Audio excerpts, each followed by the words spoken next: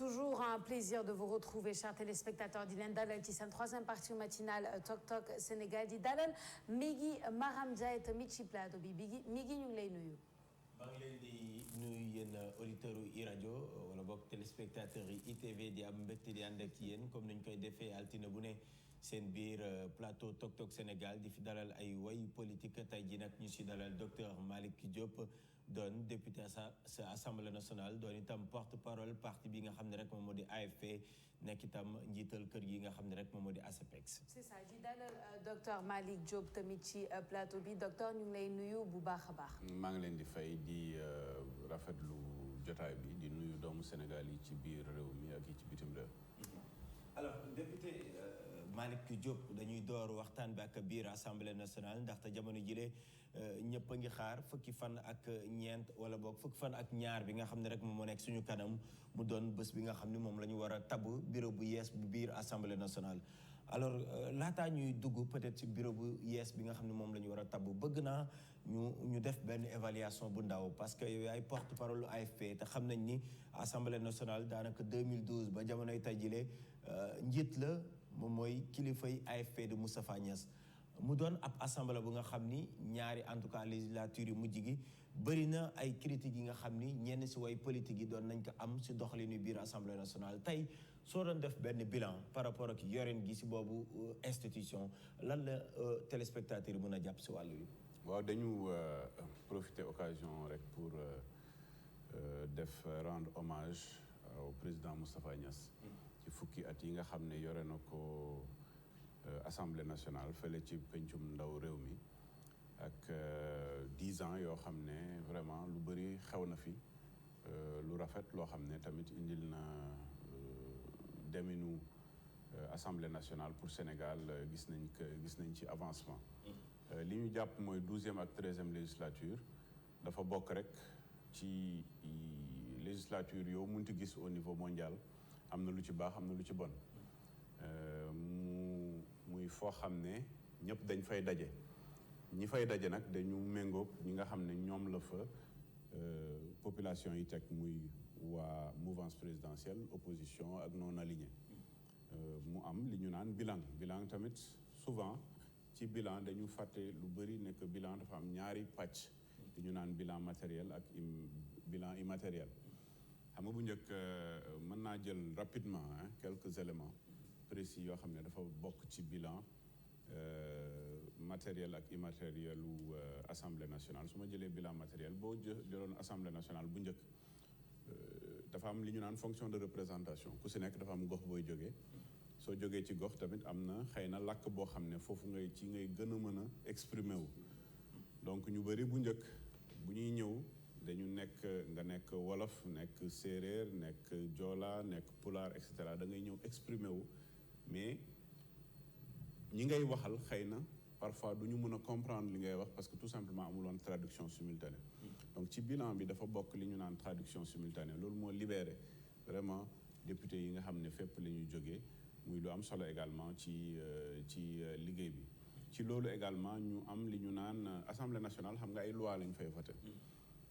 dafa am fi ñu naan fi ñuy defee archivage muy bibliothèque assemblée nationale bi donc dafa méngoowuloo nag tey jumtukaayu xarala yi nga xam ne yu bees yi nga xam ne quasiment partout dans le monde war nga toog fu la neex soo soxlaa benn loi nga mën ko génnee bi nga xam ne dafay jógee ci bibliothèque mais nga toog sa kër génnee ko ci donc également tey informatisation de l'assemblée dafa bokk tamit ci bilan boobu beneen affaire également bu am solo muy formation wu député yi donc députés yu bëri tey ils ont bénéficié de formation pendant cette période-là sur les 10 ans ak assistants parlementaires yi nga xam ne yokk nañ leen ci biir assemblée nationale parce que députés yi fépp la ñuy jógee ak façon formation yu nekk ngay am ñu war a liggéey ci loi yoo xam ne yu ci bëri ñu ngi jógee ci gouvernement bi donc c'est-à-dire surtout ay projet de loi yoo xam ne dañ leen ko war a faram-fàcceel mu leer donc nombre assistants parlementaires yi yokku muy liggéey ci commission yooyu pour que lépp loo xam ne jógee na si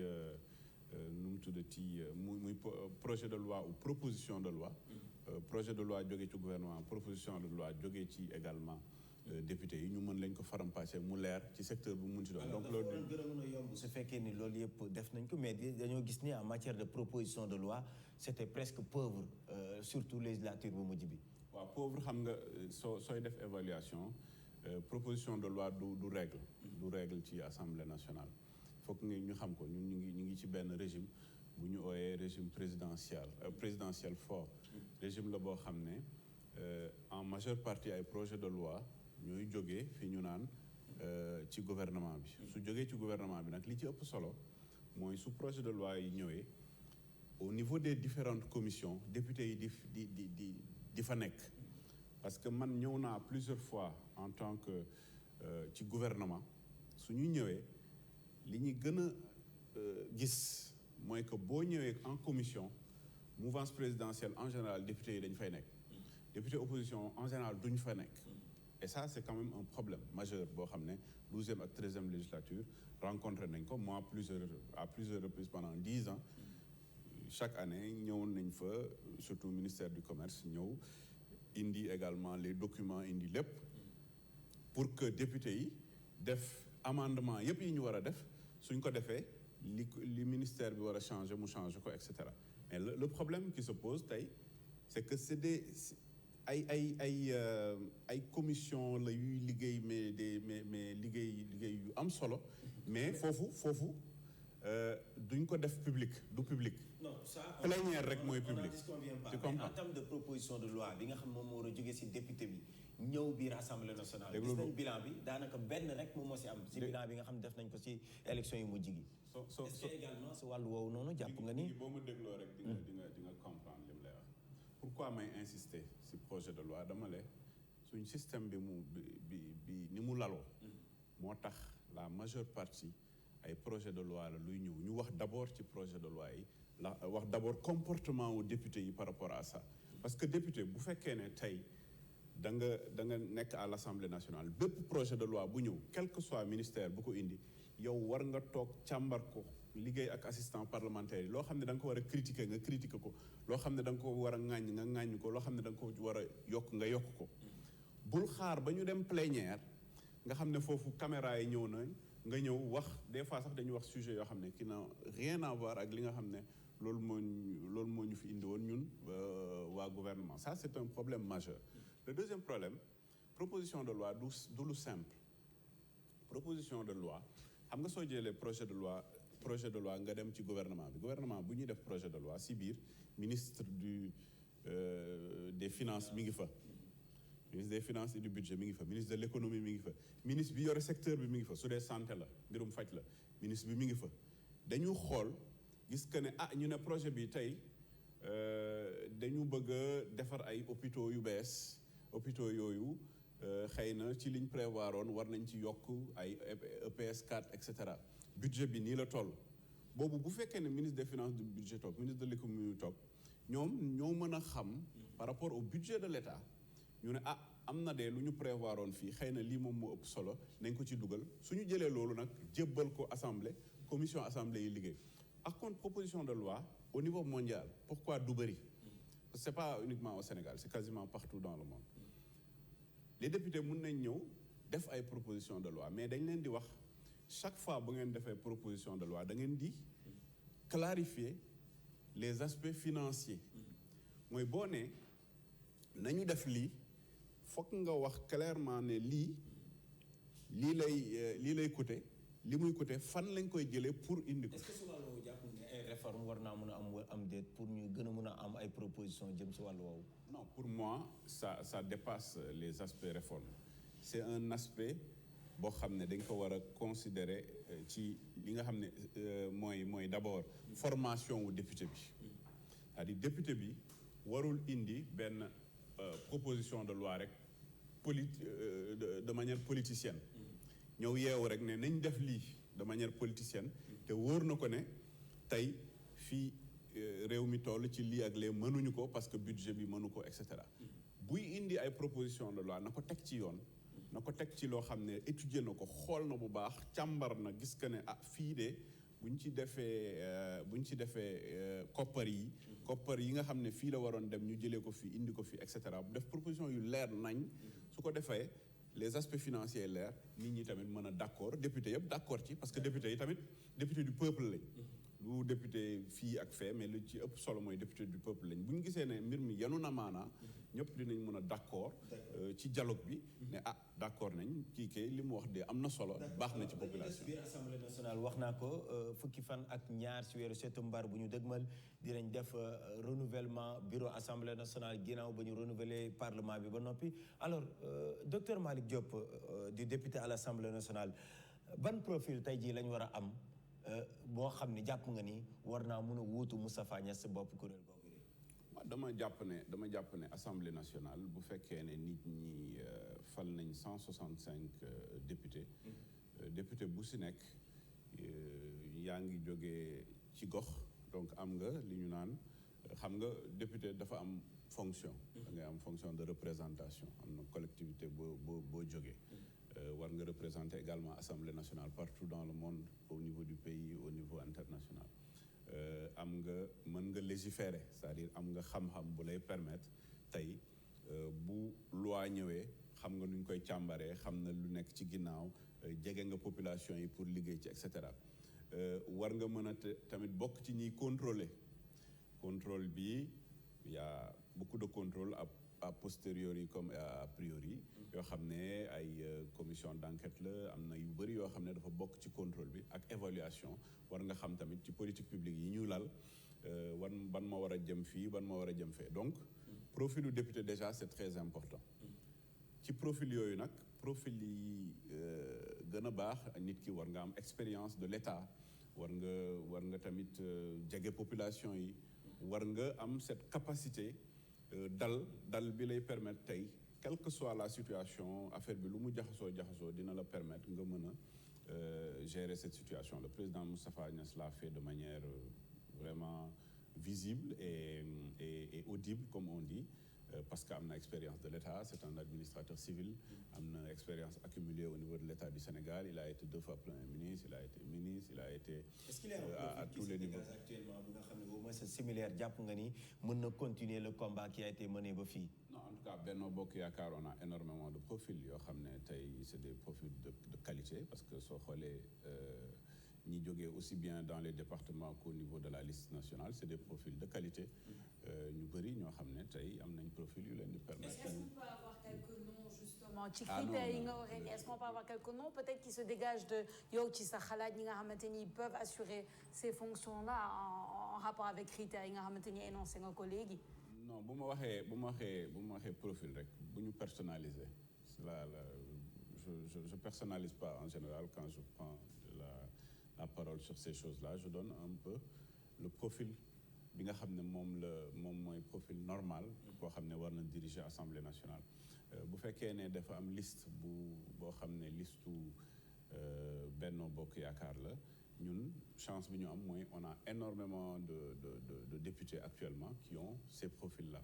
Alors, dans le reste c'est des choix qui se feront. 83 presque 82 ban profil carrément lan la war a mën a indi loo xam ni dina tax au moins jafe-jafe du bëri biir Assemblée nationale. Non Assemblée nationale nag jafe-jafe bañ a am loolu c'est pas possible. non su ma nee jafe-jafe maanaam koo xam ne au moins dina mën a rassembler point de vue nit ñi si yenn ponk yi nga xam ne rek dina soxal Sénégal ba du am dara lu ko war a mën a bloquer. parce que c'est très serré quand même il faut le dire. looloo tax ma ne il faut koo xam ne am na expérience de l'État xam na liggéey bi lan la xam na règlement intérieur lan la laaj xam na État nu mu mel État la partie xam nga État mooy c'est global exécutif législatif judiciaire et cetera xam na rôle législatif de manière claire xam na également am na cette capacité à fédérer tout le monde. Êtes-vous intéressé par le poste? Non, c'est pas ça le sujet. Non mais waxtaan la rek dama la laaj est-ce que docteur Malick Diop tey jii bëgg na wuutu Moustapha Niasse ci bopp Assemblée nationale. Non, je pense que le sujet le plus important mooy ñu génne ñu wax affaire profil yi. Et le jour même li nga wax leer na nee nga foo nga am expérience xam règlement intérieur c'est clair. jàpp naa ne yàgg nga si wàllu politique daanaka suñuy xool sa parcours ba nga si nekkee ba léegi yàgg na est-ce que jàpp nga ni tey jii yow am nga bëgg-bëgg bi sax laa lay laaj ngir wuutu Moustapha Niasse c'est simple la réponse. non si oui wala non. sujet bi moom le jour même di ngeen xam kan mooy nekk candidat bi nga xam ne mooy nekk candidat Benno Bokk Yaakaar. ñu nangul la lool ba tey biir assemblée nationale groupe parlementaire yi gis nañ tey ku jëkk Sénégal ñu ngi xibaar ni boo moyul dinañ dem ba si ñett groupe parlementaire est-ce que au sein de la coalition Benno Bokk Yaakaar lañ daan gis la ñu fas yéene gisaat benn groupe parlementaire ou bien yéen itam yéen a ngi xool naka ngeen def ba mun a am peut-être 2 groupes voire 3 groupes ak seeni députés yi ngeen am. On ne peut pas parler de la stratégie interne ici. Je pense que c'est l'ordre stratégique. Non. L'ordre stratégique. Il y a des aspects. Aspects yi ñu wax yooyu yëpp. C'est pas des aspects yi ñu wax avant. Questions yi nga posé. C'est pas des questions d'ordre stratégique. Mais les questions d'ordre stratégique dans un État se discutent à l'interne. Duñ ko discuter au niveau de la place publique. D'accord alors sànq daal yaa ngi doon wax lu jëm ci absentéisme biir assemblée nationale ñu bëri njort nañ ñi itam 83 presque 80 députés daanaka kuy absenté itam di nga ko xoolaat bu baax a baax ndaxte lu nu mel mën na am gàllankoor ci li nga xam ne rek moom moo di liggéey bi. alors lu ñu dese ci ay simili bëri na bëriwul alors bëggoon naa itam ba tey ci wàllu politique laataa ñuy waxtaanee ASAPEX ak li nga xam ne rek moom moo di exportation yi jamono ji daanaka li nga xam ne moo nekk en vogue mooy les déclarations de candidature. On a vu au sein de l'opposition ak ñi nga xam ne ay candidats indépendants lañ ñuy signalé wu bëri na au moins 4 ba 5 nit daal nañuy signalé wu au sein de l'AFP est-ce que tey jii am ngeen candidat bi nga xam ni nopp ngeen yéen itam 2024 ngir daal di koy samp qu'est-ce que vous attendez? xam nga man malgré mon âge j'ai fait 23 ans de politique. maa ngi tàmbali politique au mois de juillet 1999. ma 23e année de politique. Politique boo koy def boo amul expérience accumulée il faut nga poser wu ay questions. Donc l'expérience accumulée m'a montré que les élections ne sont pas les mêmes. Élections locales bokkul ak législatives bokkul ak présidentielles damay joxe juste benn exemple man bi may tàmbali politique en 1999 les élections étaient prévues en février 2000. C'est le 16 juin 1999 que le président l'appel du 16 juin 1999 le président Moustapha Niasse def appelam dem élection au mois de février am 17% nekk 3e ñu def au 2e tour ticket moom ak Abdoulaye Wade. La même année en décembre 1999 le président Abdoulaye Wade avait fait 2 ans en France toog foofu il n'était pas candidat toog na foofu 2 ans Abdoulaye Bathily Amath Dansokho dem fekk ko à Paris au mois de décembre mu déclaré candidature am 2 mois la def gagné élection yi donc dama jàpp ne lu jot rek sur le plan stratégique ñi war a déclarer seen candidature dinañ déclarer seen candidature il y a certains qui pensent que 5 ans avant war nga ko déclarer d'autres pensent qu'il faut 2 ans d'autres pensent qu'il faut 1 an d'autres pensent qu'il faut 2 mois et cetera. Pourquoi la question nous intéresse mooy comme ni nga ko waxee rek su énuméré historique yi 2000 yow ngeen doon candidat 2000 demaat nañ fi ñaari élection si diggante bi ba 2012 itam nekkaatoon ngeen candidat mais entre temps dañoo gis ni coalition ngeen àndal biir coalition Benno Bokk Yaakaar tey jii est-ce que su fekkee ni mën a go comme ni nga ko waxee rek waxtaan la doo leen déclaré gum mais est-ce que mën nañ xaarandi au moins cette fois-ci ngeen am benn candidat parce que depuis lors vous êtes derrière le président Macky Sall et pour certains il ne sera pas en lice en 2024. xam nga soo dégloo bu baax a baax li ma wax sur le plan ordre stratégique di nga xam ne élection présidentielle moo laaj sur le plan stratégique bés bu koo xam ne dafa déglu bu baax 2 ans à 2 ok 18 mois d'accord président Abdoulaye Wade wax naa la ne janvier 2000 la déclaré 2 mois après il est devenu président de la République président Niasse 6 mois avant 7 mois avant le déclaré et il est arrivé à la 3e position moo tax bi ñu defee ticket mu nekk. si diggante bi docteur lu bëri.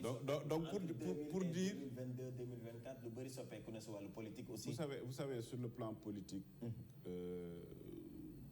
soppeeku taxul stratégie changé wala nit ki am stratégie ba pare sur cette base là muy changer stratégie am suivant telle ou telle chose. C'est le parti politique wala la coalition politique qui décide de voir dans quelle mesure sur le plan stratégique ne période bii laay des déclarations de candidature ou pas. Maintenant, c'est pas stratégie à vous, parce que nous le timing est serré. Il y a des gens qui le disent, surtout pour le président Macky Sall, l'échéance de 2024, Warnefal, Premier ministre. Bon, là, on aura un président de l'Assemblée nationale, etc. Il y a beaucoup de choses à faire.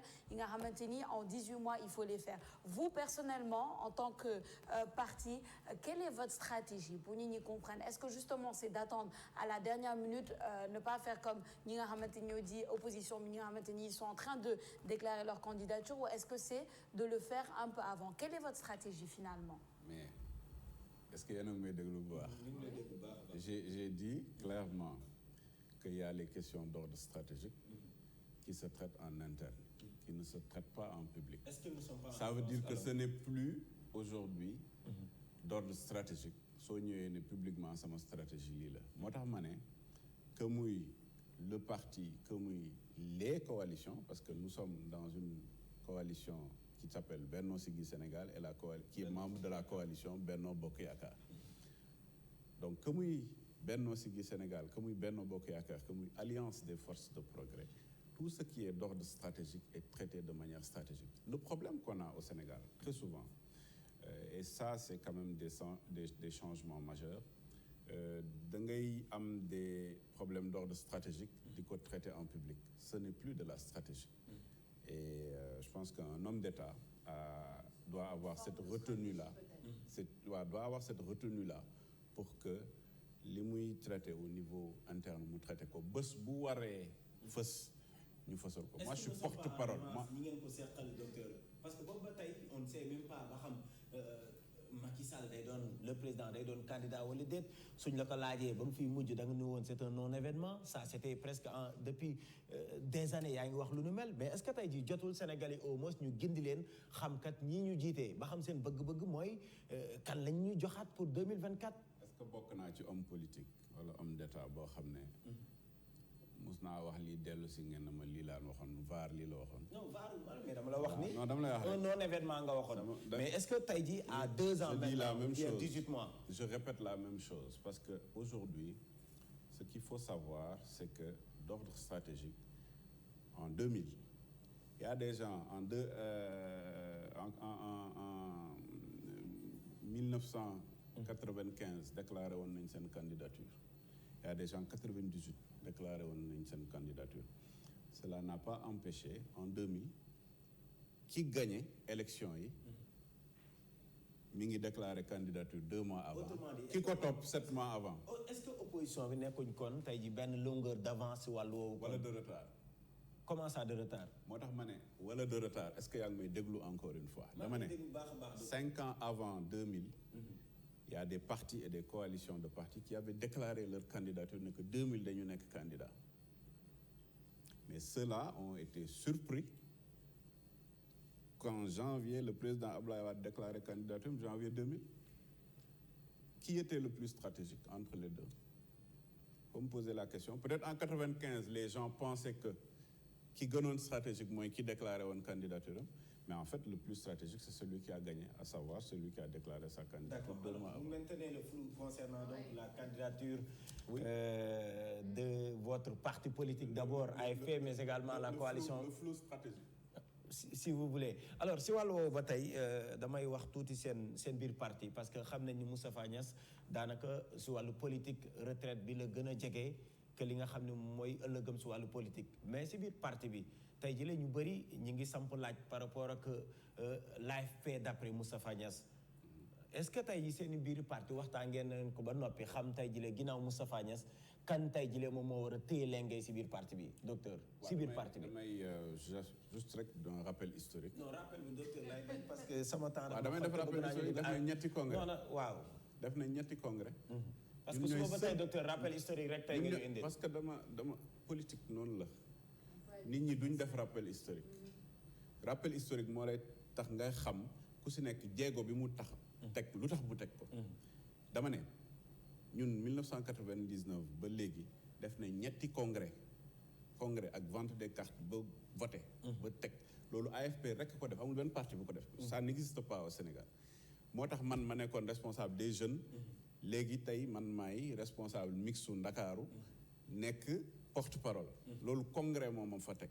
bi mu fa tegee noonu la rajeunir parti bi yëpp. congrès nag moom mooy renouveler parti. en tout cas dans un parti de masse bu nekk ci 588 collectivités territoriales ñun dañu toog ba benn instant. ñu xool ne instance yi war nañ delluwaat congrès bu ñu delluwaatee congrès dinañ def des ventes des cartes après sur le plan stratégique encore une fois ñu liggéey ba xool. congrès prévu avant la présidentielle. non mënuma la jox date mënuma la jox période fi mu ne nii le secrétaire général du parti c'est le président Moustapha Niass.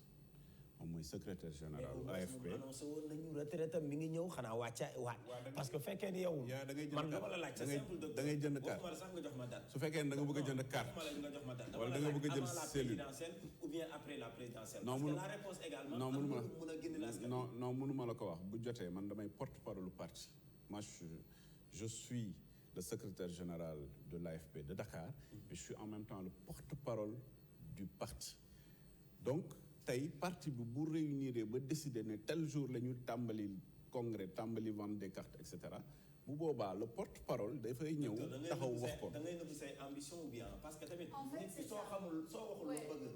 En fait, Migui, on a l'impression. président assemblée nationale. C'est ça. xam dañu war a jox njiital AFP wala boog dañu la war a fal ministre su gouvernement bees foog nga wax ñu lan mooy sa ambition, docteur. En fait, docteur, pour renchérir sur les Migui wax, et Migui, tu m'arrêtes si je me trompe, on a l'impression que le flou est tellement maintenu, on reste tellement dans les généralités avec les rapports historiques et tout, que amuñu finalement des réponses claires à certaines questions. Yi nga xamante ni on veut bien concéder certaines stratégies, mais aussi am na yoo xamante ni peut-être vous pouvez y apporter des réponses claires, moins floues, yi nga xamante ni askan bi dina ci mën a xool et plus y réfléchir en fait, certaines réponses un peu claires dont on a besoin, je pense. waaw bokkuñ nag vision si loolu.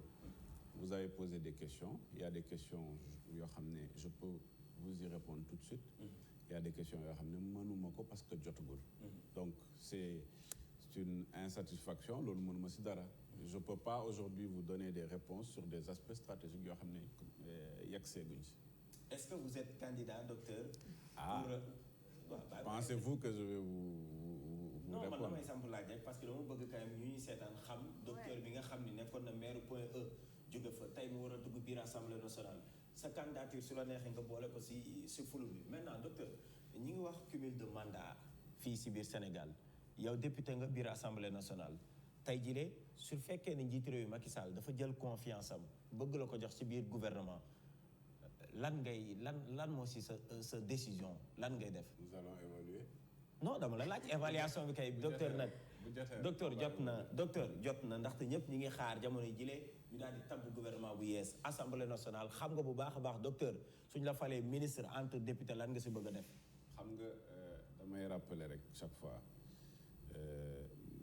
je suis administrateur public.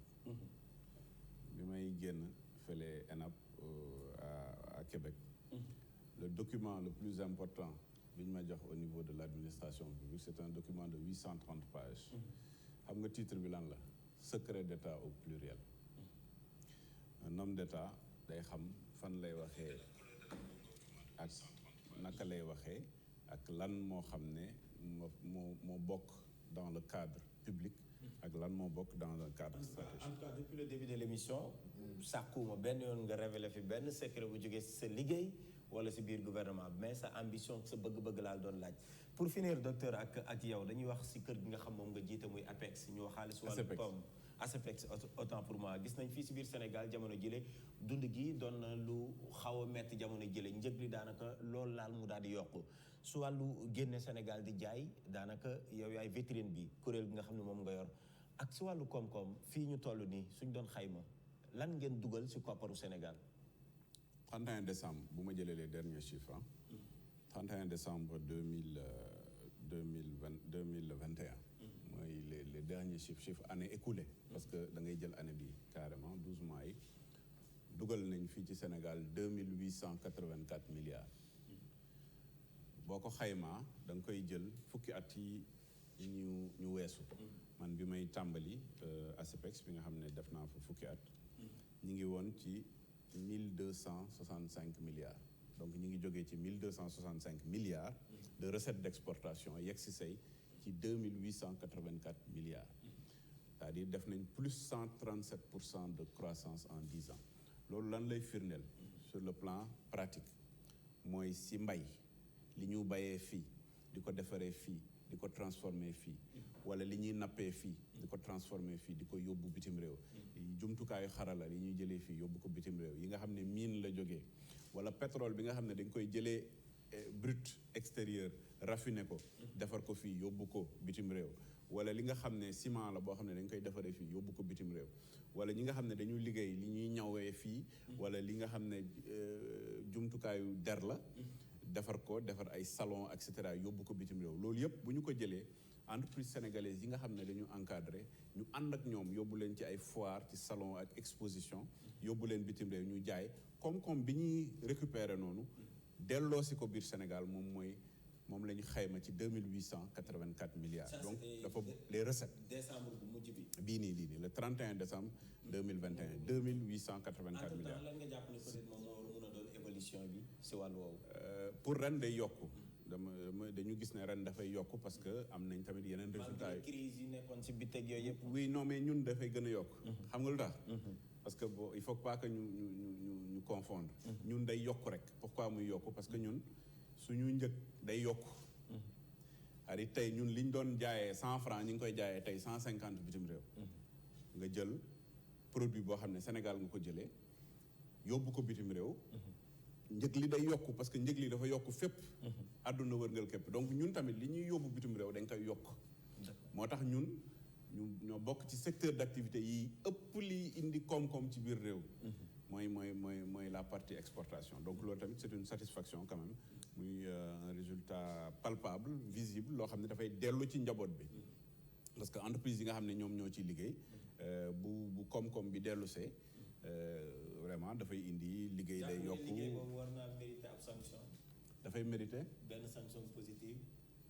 bon dans la ça ñun aujourd'hui ñun on fait partie des OPC au niveau mondial li ñu naan les organismes de promotion du commerce yi ñu gën a ràññee ci monde bi ci 200 pays au niveau mondial d'ailleurs nous avons été primés ñaari pays africains rek la ñu primé au niveau de l'exposition universelle à Dubaï muy Nigéria ak Sénégal bon Nigéria c'est normal pétrole et cetera ak Sénégal donc ça quand même c'est une fierté pour un pays c'est que résultat ci la bokk. Pas encore primé par le président de la République Macky Sall sa liggéey boobu. non liggéey bi liggéeyam la. parce que primé na la si la lay laaj pour jeex. non liggéeyam la dañuy jàpp ne liggéeyam la parce que lépp loo xam ne ñu ngi koy def rek c'est que président Macky Sall moo ñu ko dénk donc ci loolu la ñuy liggéey pour le compte du Sénégal et quand le Sénégal est primé à l'international on a été primé non seulement à Dubaï Expo universelle moom àdduna wërgal képp taxaw ñaari pays africains rek ñoo yegg si à ce niveau-là au niveau des exportations mais aussi on a reçu le prix PADEV de Kigali du meilleur enfin de la meilleure structure de promotion des exportations au niveau de l'Afrique. Donc c'était à Kigali au Rwanda. Loolu également c'est une fierté. Docteur bëggoon nañu wax wàllu wér-gu-yaram ndaxte bokk nga ci ay conseil d'administration yu bari mais bu fekkente ni bëgg na ci wax. bon suñu nee wér-gu-yaram moom comme que Sophia mayaat na ma ñaari minutes. L'actualité tey ji ci wàllu santé moom moo nekk surtout l'hôpital bi nga xam ni daanaka dañ koy réhabiliter mu doon li nga xam ne rek jur na coow ci manière bi ak également ci décision bi ban constat nga ci def yow en tant qu'acteur de la santé. dama constater rek ne que dafa am problème communication ak population yi et donc loolu moo tax lu bari ñun ñu ngi continuer di communiquer parce que Dantec ñun man foofu laa njëkk a def stage ñun ñëpp médecin pharmacien chirurgien dentiste Dantec lañ xam donc Dantec tey assiette foncière bi c'est 6 hectares 500 projet bi fa war a ñëw c'est un projet de 3 hectares 500 projet 3 hectares 500 boobu nag ci structure boo xam ne def na 112 ans parce que 1910 lañ ko tabax boo xam ne tey mën nañ ne mënatul avancer parce que soo jëlee au départ 400 lits lañ fa am à disposition mais tey boo jëlee tey xëy na ñaari téeméeri nit lañ fa hospitalisé donc muy bëriwul aujourd'hui projet bi di ñëw bi nga xam ne fileeg 1 an et demi rek war na pare il y a 658 lits yoo xam ne qui seront à la disposition des malades am na 6 étages par bâtiment yu bëri la bâtiment bu nekk 6 étages dont les 4 derniers c'est-à-dire 4e ba 6e ay hospitalisation lay nekk am na 15 blocs opératoires dafay permettre également mu am partie souterraine parce que ce qui n'existe pas actuellement à Dantec muy benn parking souterrain boo xam ne 200 véhicules mën nañ fa nekk pour les médecins enfin le corps médical pour ñetti hectares yi la nekk suuf si nga xam ne moom moo fa des mais gis nañ projet bi bu ambitieux la aux yeux de certains mais ñetti hectares yi nga xam ne tey jii de Sénégalais yi seen flou tamit moom moo am si wàllu. waaw je pense que les gens se sont focalisés sur ça parce que communication là ils ne se sont même pas focalisés sur le projet il y a beaucoup de Sénégalais boo ko leen laaj xamul sax lan moo nekk si projet bi donc ça c'est un deuxièmement loolu FONSIS moo koy gérer c'est des levées de fonds pour un projet de 92 milliards mu am une partie boo xam ne dañ ko bëgg def sur fonds propres maintenant damay wax rek ne je le compare dama koy comparer très simplement soo xoolee monument de la Renaissance dation en paiement la woon monument de la Renaissance africaine bi nga xam ne monument la fajul nit jàngalul nit tey c'est des terres de peut-être 10 fois plus large yoo xam ne dañ ko jëloon au niveau des membres. Merci beaucoup docteur Malick Diop. C'est ça, un grand merci Migui Maram Ndiaye. 9h10, je pense que la boucle est bouclée. Merci docteur Malick Diop ci waxtaan bi amoon na solo torop et à bientôt on espère. Merci. Inch'Allah. Un grand merci à vous chers téléspectateurs de nous avoir suivis depuis 6h40 ici sur Tok Tok Sénégal. Un grand merci à tous mes confrères et consoeurs qui sont passés pour vous informer juste et vrai. L'information en continu, c'est sur ITV et sur iRadio. On vous donne rendez-vous demain, même chaîne, même heure pour la deuxième incursion